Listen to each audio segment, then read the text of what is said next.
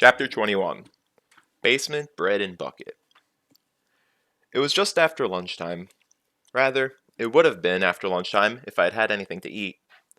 I was begging in Merchant's Circle, and so far the day had profited me 2 kicks, 1 guard, 1 mercenary, 3 shoves, 2 wagoners, 1 sailor, 1 new curse concerning an unlikely anatomical configuration, also from the sailor, and a spray of spittle from a rather unendearing elderly man of indeterminate occupation, and 1 iron shim, though I attributed it more to the laws of probability than from any human kindness. Even a blind pig finds an acorn once in a while. I had been living in Tarbine for nearly a month, and the day before I had tried my hand at stealing for the first time. It was an inauspicious beginning. I had been caught with my hand in a butcher's pocket. This had earned me such a tremendous blow to the side of the head that today I was dizzy when I tried to stand or move about quickly. Hardly encouraged by my first foray into thievery, I had decided that today was a begging day. As such, it was above average. Hunger gnawed in my stomach, and a single shim's worth of stale bread wasn't going to help much. I was considering moving to a different street when I saw a young boy run up to a much younger beggar across the way. They talked excitedly for a moment, then hurried off. I followed, of course, showing a pale shadow of my former burning curiosity. Besides, anything that moved the two of them away from a busy street corner in the middle of the day was bound to be worth my while. Maybe the Tellons were giving out bread again, or a fruit cart had tipped over, or the guard was hanging someone. That would be worth half an hour of my time.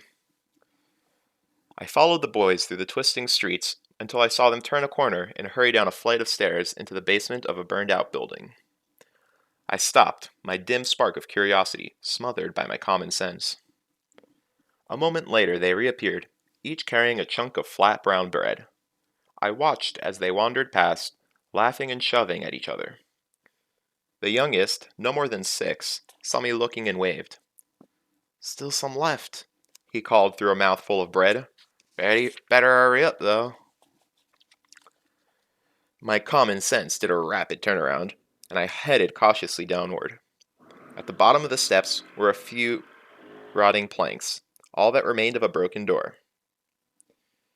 Inside I could see a short hallway opening out into a dimly lit room. A young girl with hard eyes pushed past me without looking up. She clutched another piece of bread. I stepped over the broken pieces of door into the chill, damp dark. After a dozen steps, I heard a low moan that froze me where I stood. It was almost an animal sound, but my ear told me it came from a human throat.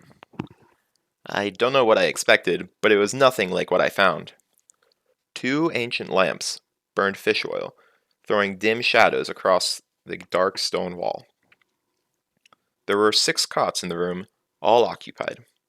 2 children that were hardly more than babies shared a blanket on the stone floor, and another was curled up in a pile of rags. A boy my age sat in a dark corner, his head pressed against the wall.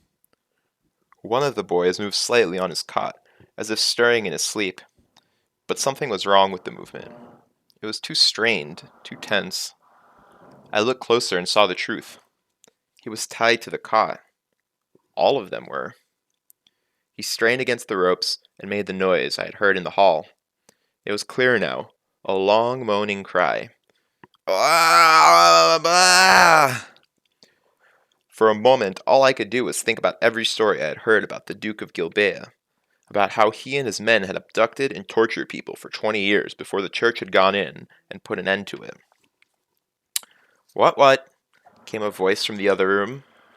The voice had an odd inflection to it, as if it wasn't really asking a question. The boy on the cot jerked against his ropes. A man came through the doorway, brushing his hands on the front of his tattered robes. What? He repeated in the same non-questioning tone. His voice was old and tired around the edges, but at its center, it was patient. Patient as a heavy stone, or a mother cat with kittens. Not the sort of voice I expected a Duke of Gilbea type to have. What? Hush, Tanny. I wasn't gone, just stepped away. Now I'm here. His feet made slapping sounds against the bare stone floor. He was barefoot. I felt the tension slowly spill out of me. Whatever was going on in here, it didn't seem nearly as sinister as I had originally thought. The boy stopped straining against the ropes when he saw the man approaching. Yeah, he said and tugged against the ropes, restraining him. What? It was a question this time. Yeah. The old man looked around and saw me for the first time. Oh, hello. He looked back to the boy on the bed. Well, aren't you the clever one today? Tanny called me in to see we have a visitor. Tanny's face broke into a terrific grin, and he gave a harsh, honking gasp of breath. In spite of the painful sound, it was clear he was laughing. Turning to look at me, the barefoot man said, I don't recognize you. Have you been here before? I shook my head. Well, I've got some bread, only 2 days old. If you carry some water for me, you can have as much as you can eat. He looked at me. Does that sound all right? I nodded. A chair, table, and an open barrel stood nearest one of the doors were the only furnishings in the room aside from the cots. 4 large, round loaves were stacked on the table. He nodded too, then began to move carefully toward the chair. He walked gingerly, as if it pained him to set his feet down. After he reached the chair and sank into it, he pointed to the barrel by the doorway. Through the door there's a pump and bucket. Don't bother to hurry, it's not a race. As he spoke, he absent-mindedly crossed his legs and began to rub one of his bare feet. Inefficient circulation, a long unused part of me thought. Increased risk of infection and considerable discomfort. Feet and legs should be raised, massaged, and swabbed in a warm infusion of willow bark, camphor, and arrowroot. Don't fill the bucket too full.